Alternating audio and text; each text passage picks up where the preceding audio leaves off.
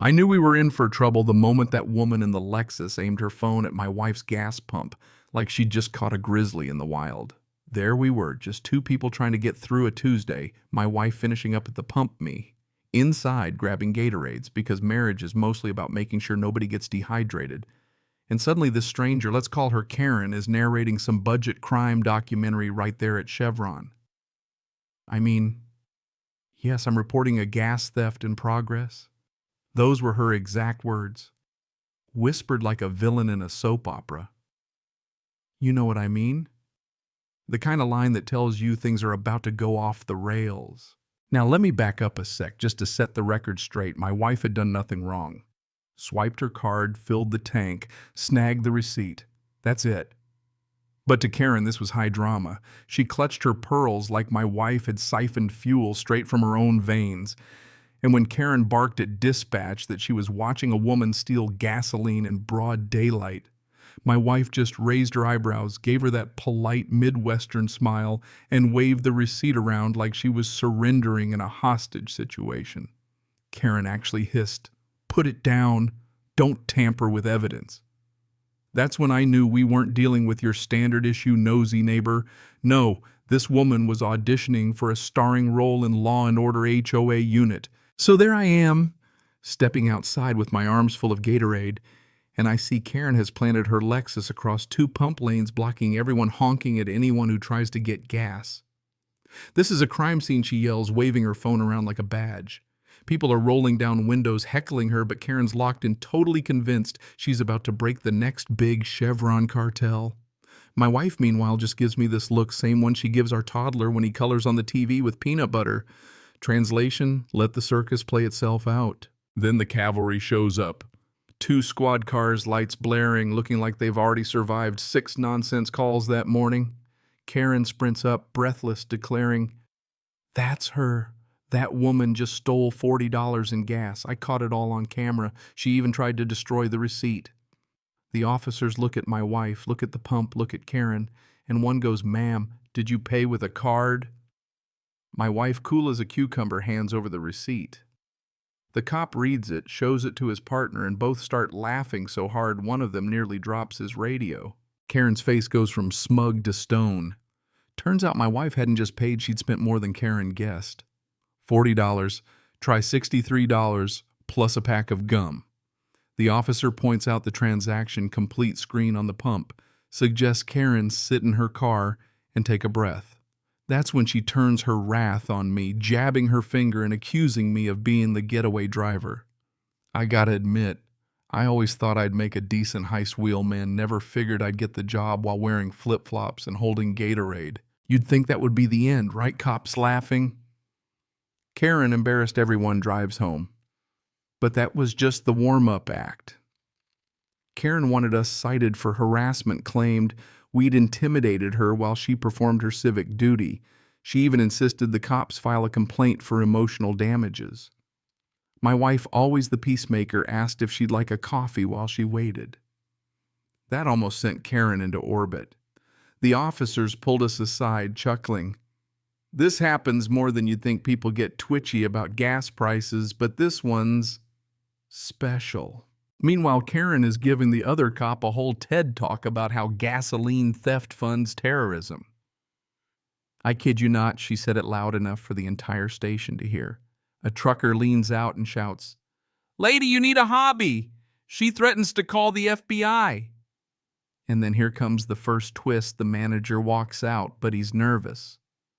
Not at her, at us. That's when we find out Karen isn't just some random nut. She's the president of our local HOA.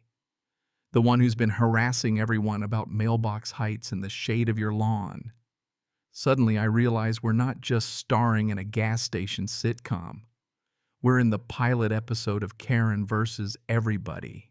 As the officers try to herd Karen's conspiracy theories back into Pandora's box, I get this feeling it's not ending in the parking lot. This was just round one.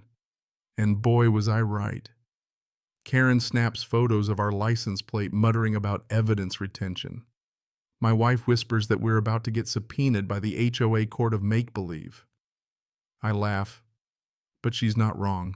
We barely make it home before the fallout starts. Karen's Lexus is already in her driveway, trunk popped like she's unloading a trove of classified files.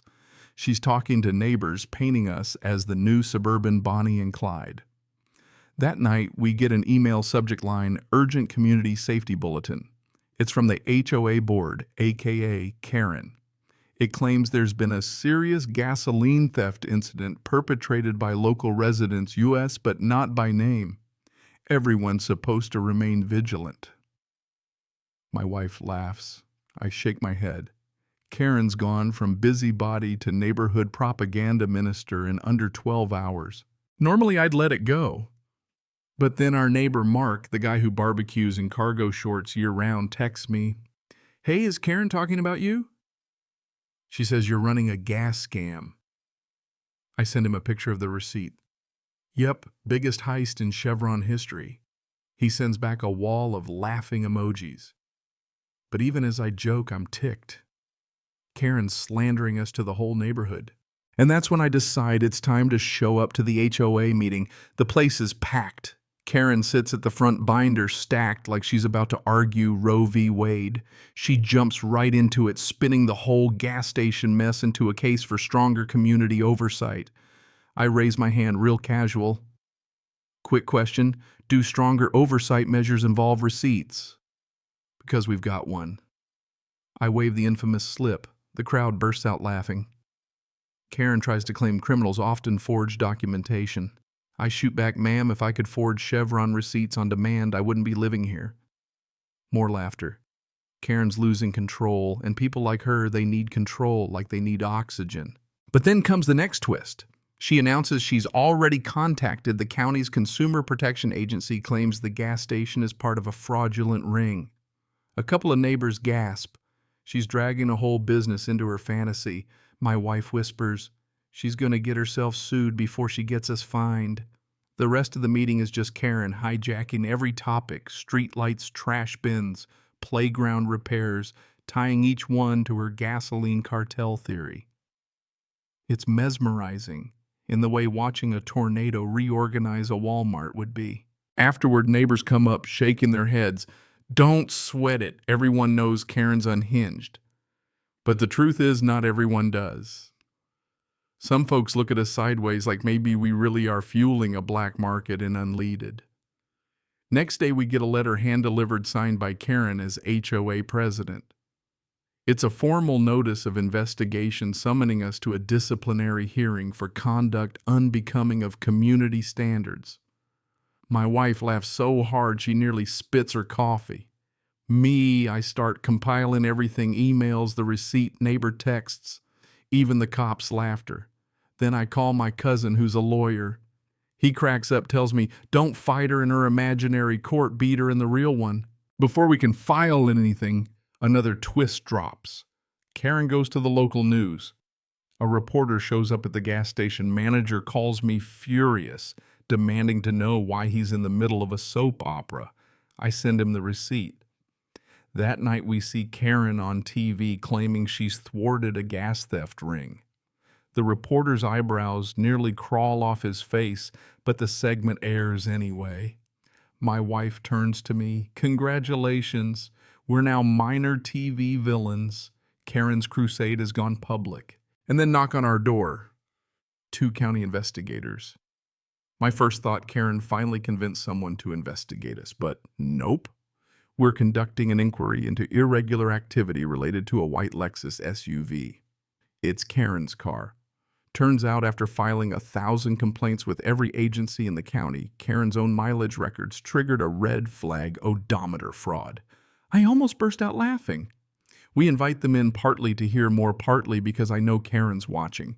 If she sees county officials at our house, she'll lose her mind. Sure enough, she comes storming over accusing us of tampering with her Lexus. The investigator just says, "Ma'am, we're here about your vehicle." Her face freezes. She tries to accuse us of framing her. The investigator tells her odometer fraud is a federal offense.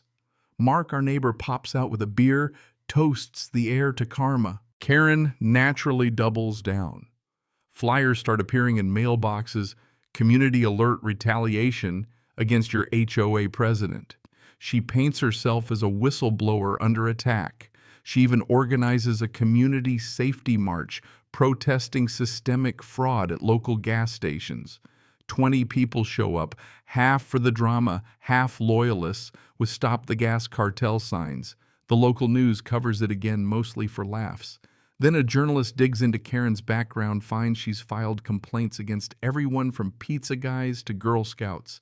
Next HOA meeting packed. Someone tapes a Chevron receipt to the wall. Someone else wears a shirt that says, "Accelerant Survivor." Karen's losing her audience. Desperate, she promises video evidence at the next meeting. She corners my wife at the mailbox. Once the community sees what I caught on film, they'll know who the real criminals are. My wife just bets it's a squirrel. On the big night, the place is standing room only. Karen shows grainy footage of me walking the dog, claiming I was casing her vehicle. I admit I paused because my dog was peeing on her hydrangeas. The room erupts. She shows another video, my wife lingering with groceries. Someone yells, "Or she was carrying milk." Karen, the best part?